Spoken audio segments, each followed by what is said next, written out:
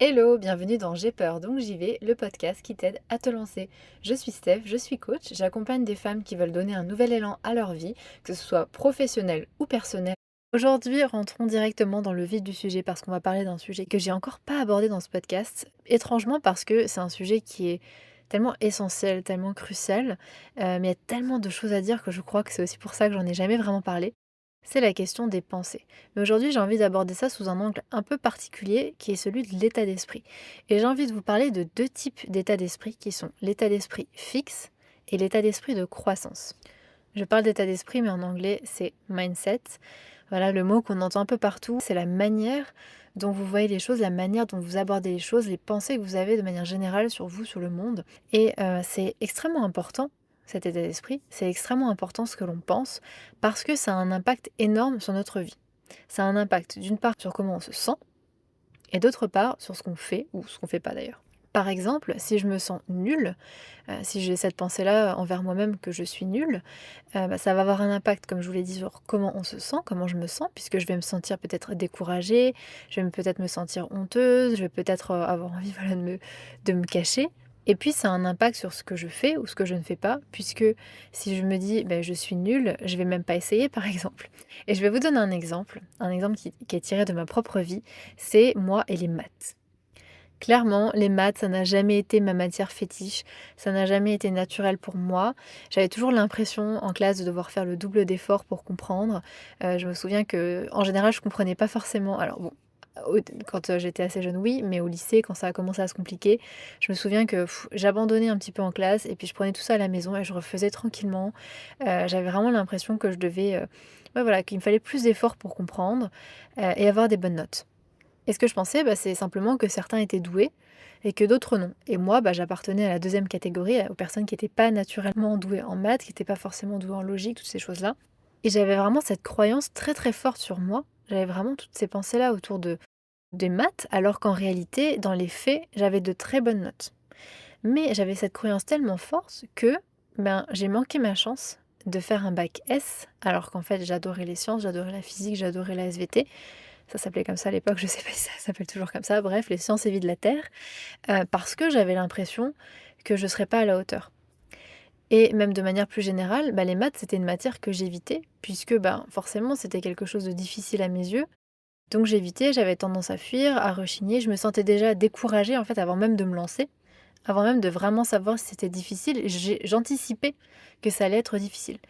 Et donc, il y a plusieurs choses qu'on retrouve ici. La première, c'était ma croyance qui était erronée, celle que j'étais mauvaise en maths, qui en fait ne faisait que se confirmer par le fait que je me sens découragée et que du coup j'essaye moins, le fait que j'évite la matière, donc forcément ça renforce un peu cette croyance que c'est difficile puisque je m'y confronte pas. Et aussi quand on a une croyance comme ça, il se peut qu'on a comme un filtre en fait. Quand on a une croyance à propos de quelque chose, on va mettre comme un filtre devant nos yeux qui fait qu'on va voir que ce qui confirme notre croyance. Donc c'est le biais de confirmation. Et là, dans mon cas, je voyais que les fois où je galérais en maths et je voyais pas qu'en fait j'avais des bonnes notes. Pourtant, j'avais toujours des bonnes notes, mais pour moi, c'est pas possible. Je disqualifiais ça en me disant, bah non, j'ai de la chance, ça devait être facile, mais je n'acceptais pas que ma croyance, que j'étais mauvaise en maths, soit contredite. Donc ça, c'est la première chose et c'est difficile parce que quand on a une croyance comme ça, bah, fondamentalement, on y croit puisque c'est une croyance. Donc c'est difficile d'aller, remettre ça en question puisque comme je vous l'ai dit, par plein de mécanismes que je vous ai expliqués juste avant, on ne n'est pas amené à remettre en cause notre croyance et même si c'est le cas, on va pas le voir. Et c'est aussi l'intérêt du travail de coaching que de vous mettre en face de vos croyances et de vous montrer que ce ne sont que des croyances et que c'est pas forcément vrai. Bref, la deuxième chose que je veux vous dire par rapport à ça, c'est que j'avais fait une erreur dans mon raisonnement et mon erreur, c'était de penser que l'intelligence et le talent sont innés. Je pensais que soit tu étais doué en maths, soit tu n'étais pas doué en maths. Que être bon orateur, que avoir un esprit logique, qu'avoir confiance en soi, que savoir dessiner, peindre, que tout ça, c'était des choses que les personnes possèdent naturellement, que c'était un don, un talent. En gros, tu l'as ou tu l'as pas. Alors qu'en réalité, c'est complètement faux. En réalité, les gens talentueux et qui réussissent ont développé des compétences. Et c'est des compétences que parfois ils ont développées depuis très longtemps. Et le fait d'être bon orateur, le fait d'avoir confiance en soi, le fait de savoir dessiner, tout ça, c'est vraiment des compétences qu'on peut développer. Et donc les personnes dont on pense que c'est naturel pour elles, c'est sans doute que dès l'enfance, elles ont commencé à développer ça. Peut-être parfois inconsciemment, peut-être qu'elles avaient des prédispositions, mais en tout cas, il y a eu un travail qui s'est fait depuis longtemps ou un travail plus méthodique plus tard. Et je prends rien que l'idée de la confiance en soi, bah, c'est un peu comme un muscle aussi, ça s'entraîne. Et toutes ces choses-là, bah, c'est comme des muscles, ça s'entraîne. Et ça, c'est la deuxième chose, c'est que vous pouvez toujours apprendre, améliorer vos capacités ou en développer de nouvelles. Le cerveau est vraiment comme un muscle, plus on l'entraîne et plus il devient fort. Et puis enfin, la troisième chose, c'est que devoir faire des efforts, bah, c'est normal. Ça ne veut pas dire qu'on n'est pas doué. Et moi, c'était ma croyance. Je me disais, mais si je dois faire redoubler d'efforts en maths, c'est que je suis pas douée et c'est que, bah voilà, c'est juste pas pour moi. Alors qu'en fait, non, devoir faire des efforts pour accomplir quelque chose, c'est normal. Et donc, mon état d'esprit avec les maths, bah, c'était un état d'esprit fixe ou une mentalité fixe. En anglais, fixed mindset. C'est exactement ça en fait. Quand tu as un état d'esprit, on va le dire en français, quand tu as un état d'esprit fixe, qu'est-ce que ça veut dire? Première chose, quand tu as un état d'esprit fixe, donc ça veut dire bah, pas flexible en fait, ça veut dire que tu penses que l'intelligence, que les talents sont innés et naturels. Cette idée de tu l'as ou tu l'as pas, si t'as pas confiance en toi, tu n'auras jamais confiance en toi. Autre chose, quand tu as un état d'esprit fixe, c'est ben, tu penses que galérer et devoir fournir des efforts, c'est négatif. Ça veut dire que tu n'es pas assez bon, pas assez bonne, pas assez douée et donc que ce n'est pas pour toi. Donc ça veut dire que si vous essayez de dessiner une, deux, trois fois et que c'est pas très bon, bah, vous allez juste vous dire que voilà, je suis pas douée, point barre, et puis vous allez laisser tomber. Et donc c'est une autre caractéristique de l'état d'esprit fixe, c'est d'éviter les choses qui sont trop challengeantes, les choses qui sont trop difficiles. Quand ça devient difficile, on abandonne, alors même qu'on pouvait être motivé au début, mais voilà, on se dit, bah, c'est difficile, c'est pas pour moi. Et puis une autre caractéristique, c'est que on se sent découragé dès qu'on fait des erreurs. Et enfin, que on est sur la défensive quand on reçoit du feedback, quand on reçoit des critiques, qu'on prend ça tout de suite contre soi, en fait. Donc imaginez que vous débutez, je sais pas, on va reprendre l'exemple du dessin, que vous débutez, en dessin et que quelqu'un vous dit que c'est pas très réussi, que là les yeux vous avez foiré. Vous allez tout de suite le prendre pour vous, le prendre contre vous, alors qu'en vérité, vous venez juste de commencer. Donc c'est plutôt normal de pas être, très, très fort. Et donc à l'inverse, un état d'esprit de croissance, donc l'idée que vous pouvez croître, que vous pouvez grandir, c'est penser que c'est possible d'apprendre et d'acquérir n'importe quelle nouvelle compétence avec de la patience, de la persévérance et de la pratique. Et ça, j'adore ça, c'est les 3 P. Patience, persévérance et pratique. Je pense qu'on devrait les mettre dans l'autre sens. Pratique, patience et persévérance. La pratique en premier parce que évidemment, pour s'améliorer, pour apprendre, pour acquérir une compétence, il faut pratiquer, pratiquer. Et c'est pareil pour tout, c'est pareil en dessin, mais c'est aussi pareil en développement personnel. Et c'est ce qui me gonfle, pour être tout à fait honnête avec vous, un petit peu avec le développement personnel sur Instagram, c'est que c'est toujours des tips par-ci par-là, des trucs vraiment, enfin, tu mets 2 minutes à faire. Alors que non, se transformer, transformer sa vie, c'est du travail, ça demande de la pratique, ça demande certes d'avoir les bons outils pour soi, et puis de les pratiquer, de pratiquer, d'avoir de la patience, de la persévérance et c'est comme pour tout en fait. Les vrais changements demandent de la pratique, demandent de la patience, demandent de la persévérance. Tous les gros projets, tous les beaux projets de votre vie, ce sera ça et espérer que les choses se fassent avec des tips en 2 minutes, voilà, non, en vérité, bah, ça demande du travail et le problème, c'est qu'en montrant des choses très simplifiées, bah, du coup, j'ai l'impression qu'on pense que c'est facile et que voilà, en 4 étapes, le problème va être réglé, on va se débarrasser de ces problèmes alors que pas du tout, évidemment pas du tout. Et je pense aussi que ça crée beaucoup de déceptions et beaucoup de changements qui durent 1 jour, 2 jours et puis ensuite ça s'évapore. Bah, c'est justement pour ça, c'est parce que on attend d'avoir des résultats rapides ou des résultats simples alors que malheureusement ça marche pas comme ça. Et c'est tout l'intérêt de travailler avec un coach ou quelqu'un qui vous accompagne, c'est justement d'avoir des outils qui vous permettent d'avoir un changement général, un changement durable et d'avoir quelqu'un qui vous soutient. Bref, parenthèse fermée. Tout ça pour vous dire qu'avoir un état d'esprit de croissance, bah, c'est aussi penser que c'est possible d'apprendre, c'est possible d'acquérir n'importe quelle nouvelle compétence en pratiquant, en persévérant et en étant patient. Ensuite, c'est aussi, ben, voilà, croire, avoir cette croyance que faire des efforts, ça fait partie du chemin pour faire des progrès et réussir. Et ça, encore une fois, je trouve que c'est très déformé aujourd'hui avec cette image de personnes qui réussissent où on voit pas finalement un peu les backstage, on voit qu'elles réussissent et on a l'impression que ça a été rapide alors que ça fait peut-être des années qu'elles travaillent, qu'elles développent des compétences profondes, qu'elles apprennent des choses, mais on voit un peu la partie émergée de l'iceberg. En tout cas, avoir un état d'esprit de croissance, c'est aussi savoir que pour progresser, pour réussir, il faut faire des efforts et que vous en êtes capable. Troisième chose qui caractérise cet état d'esprit de croissance, c'est d'oser relever les défis. Vraiment de sortir de sa zone de confort, de relever les défis et de persévérer. Quatrième caractéristique qui est vraiment très importante, c'est de considérer les erreurs et les échecs comme un moyen d'apprendre. Et ça, c'est crucial. Parce que pour beaucoup de personnes, notamment des personnes qui n'ont pas une estime d'elles très haute, une erreur ou un échec peut être vraiment dévastateur et elles se disent voilà, je suis nulle, ça sert à rien, pourquoi j'ai essayé, et elles laissent tomber. Et c'est un vrai travail que de changer cette manière de voir les choses vraiment en profondeur pour réussir à voir les échecs et les erreurs comme un moyen d'apprendre et justement ne pas les craindre mais les attendre parce qu'ils sont normaux, ils font partie du chemin et les accepter et en tirer des leçons et ça c'est vraiment pas facile et c'est un vrai travail. Cinquième chose, c'est d'apprécier le feedback. Et ça aussi, c'est vraiment difficile et c'est aussi lié à l'estime de soi. Souvent, quand on a une estime de soi faible, du coup, la moindre critique, elle est perçue comme une attaque ou elle est perçue comme quelque chose qui nous fait vraiment du mal. Alors que le feedback, les retours qu'on peut avoir sur notre travail, sur ce qu'on fait, sur peu importe sur quoi de nous, il peut être utilisé pour s'améliorer. Et donc, en étant en état d'esprit de croissance, on parvient à voir ce feedback comme une occasion de s'améliorer ou à ne pas y prêter attention si on considère qu'il ne nous est pas utile tout simplement et qu'il est juste là pour nous nuire. C'est aussi possible. Donc comme on l'a vu, ce sont deux états d'esprit, deux manières de voir les choses, de voir le monde qui sont diamétralement opposés. Mais ce que je veux vous dire déjà, c'est que vous pouvez avoir les deux. On n'est jamais 100% l'un ou 100% l'autre. Il y a certaines situations où on peut se dire que oui, on n'est pas doué de base, mais qu'on va apprendre. Et d'autres où on se dit que non, clairement, on n'est pas doué, on sera jamais doué. Ou bien dans certains domaines, on peut être vachement motivé, relever les défis, persévérer, ne pas se laisser arrêter ni par les erreurs ni rien.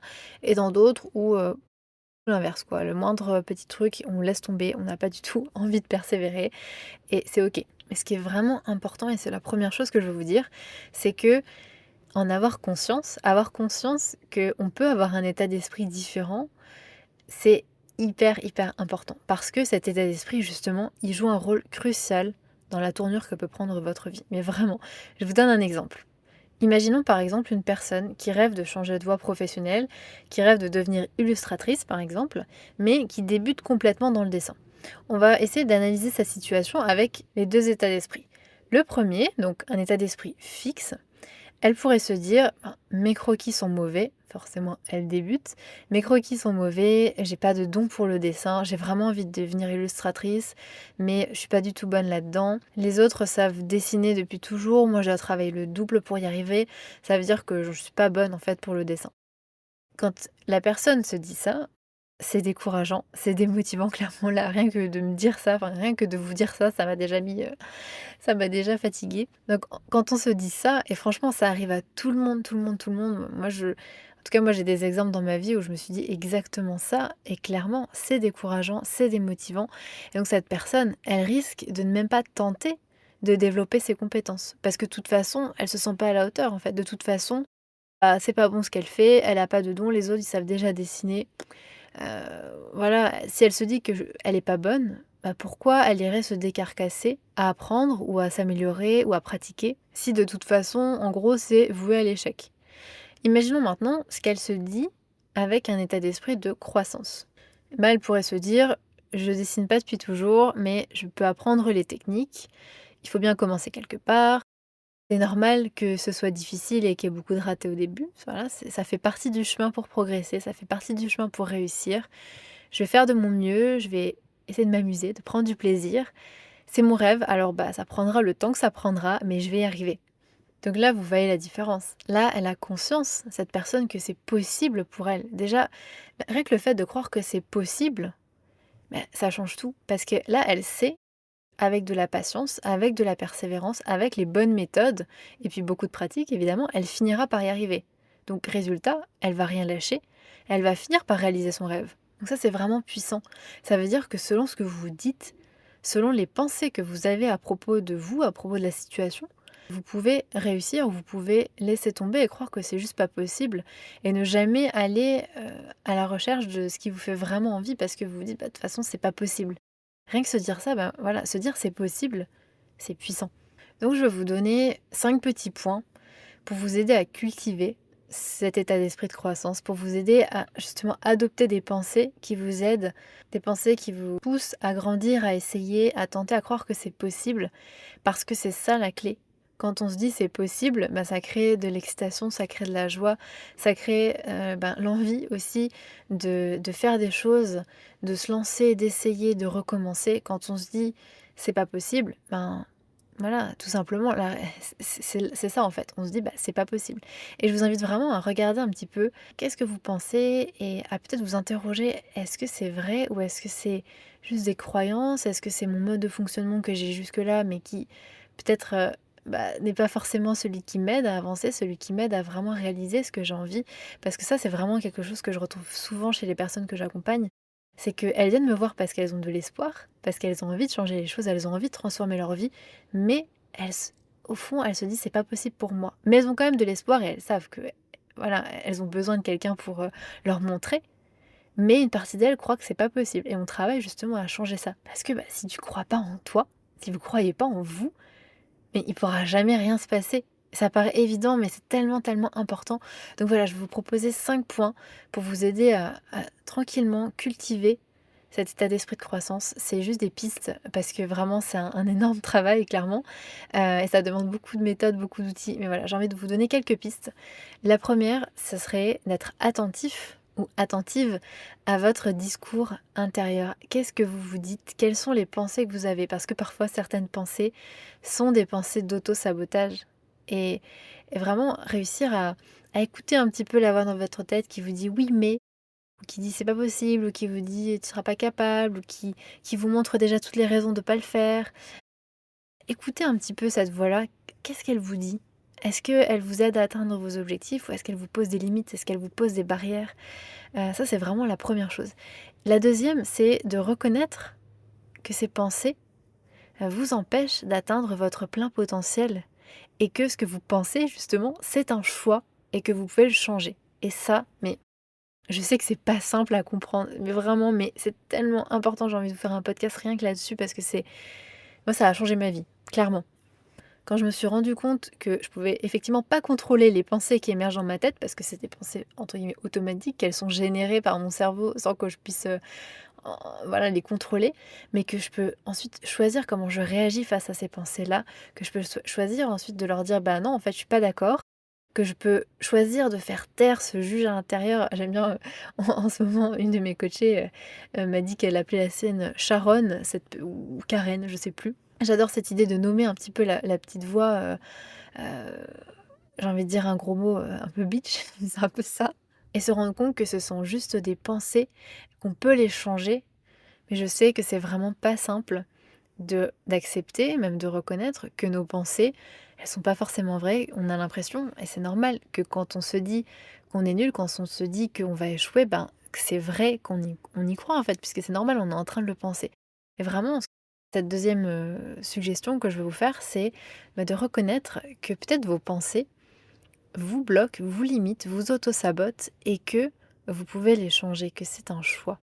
Et donc une fois que vous avez reconnu ces pensées, qui vous auto-sabotent, ces pensées qui vous limitent, qui vous font vous sentir mal, je vous invite à regarder à nouveau la situation avec un état d'esprit de croissance.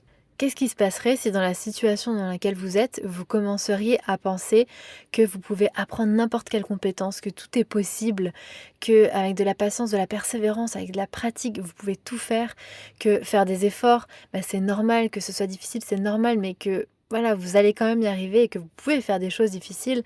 Qu'est-ce qui se passe si au lieu de voir les obstacles comme quelque chose de négatif, vous les voyez comme simplement quelque chose qui fait partie du chemin vers l'objectif que vous voulez atteindre et vous vous dites: «Bah oui, c'est un obstacle, mais je peux le dépasser, j'ai les ressources» et que les erreurs, que les échecs, c'est simplement un moyen d'apprendre, que ça fait partie du chemin, que les critiques aussi, c'est super. Imaginez de vous dire: «Bah voilà, les critiques, c'est super, ça me permet de m'améliorer».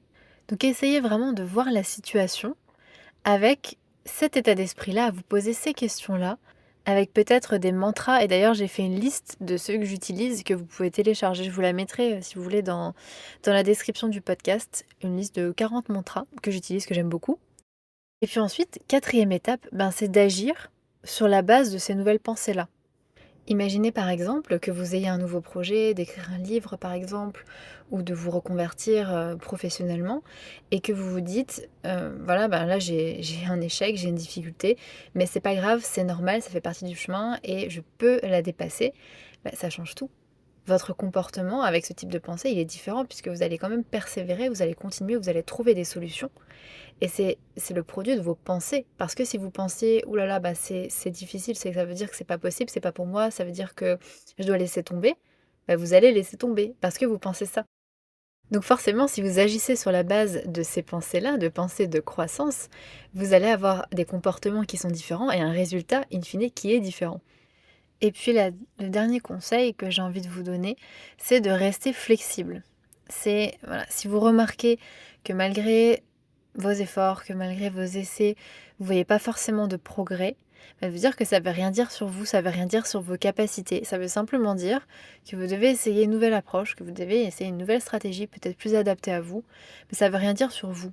Et ça, personnellement, c'est un truc qui m'aide beaucoup dans mon entreprise notamment, c'est de me dire que si j'échoue, si je fais quelque chose qui ne fonctionne pas, ça ne veut pas dire que je suis nulle, ça veut dire que la stratégie que j'ai choisie, la méthode que j'ai choisie n'a pas fonctionné, tout simplement. Et ça enlève beaucoup d'émotions négatives parce que si je me dis quand je fais une erreur que je suis nulle, voilà, je suis découragée, en fait, c'est foutu. Je cherche même pas à la corriger. Alors que si je me dis: «J'ai fait une erreur, ça arrive», ça veut rien dire sur moi, ça veut simplement dire que j'ai fait une erreur, voilà, point. Je vais chercher à corriger l'erreur, je vais pas m'attarder sur ce que ça signifie sur moi, je vais essayer de, voilà, de faire mieux la prochaine fois peut-être. Voilà, c'était mon message pour aujourd'hui, c'était de vous dire que c'est possible d'avoir un état d'esprit différent, d'adopter cet état d'esprit-là, de voir les choses différemment et que clairement, ça ne se fait pas en une nuit, ça prend du temps. C'est un travail qui se fait vraiment en profondeur, c'est un processus d'apprentissage, mais ça aussi c'est quelque chose que vous pouvez apprendre. Mais clairement, faire cet apprentissage-là, développer vraiment cet état d'esprit, c'est la clé, j'ai envie de dire, presque pour se sentir bien et réussir sa vie, réussir votre vie à vous, sans se poser de limites, sans se poser de barrières, sans s'auto-saboter avec des pensées sur vous ou sur ce qui est possible, et d'avoir un esprit croissance du fait que vous pouvez croître, apprendre, grandir, et ça c'est vraiment essentiel. Et si vous sentez justement que vous avez des pensées négatives peut-être à propos de vous, à propos de la situation, que vous avez tendance à douter de vous, à avoir une mauvaise estime de vous-même, à inconsciemment vous auto-saboter dans vos projets, dans vos relations, et que vous avez envie de changer ça, que vous avez envie de vous construire un état d'esprit positif, solide et durable, j'ai créé un programme de coaching spécial pour vous accompagner sur ce chemin-là, pour vous guider pas à pas. Donc je vous propose, si la démarche vous appelle, de réserver un appel découverte avec moi. Je vous mettrai le lien dans la description du podcast et on pourra en parler ensemble et voir si je peux vous aider. J'espère que cet épisode vous a plu. En tout cas, n'hésitez pas à me faire un retour, ça me fait toujours extrêmement plaisir. Encore merci pour votre soutien qui est inconditionnel. Et je vous dis à dans 2 semaines. Ciao!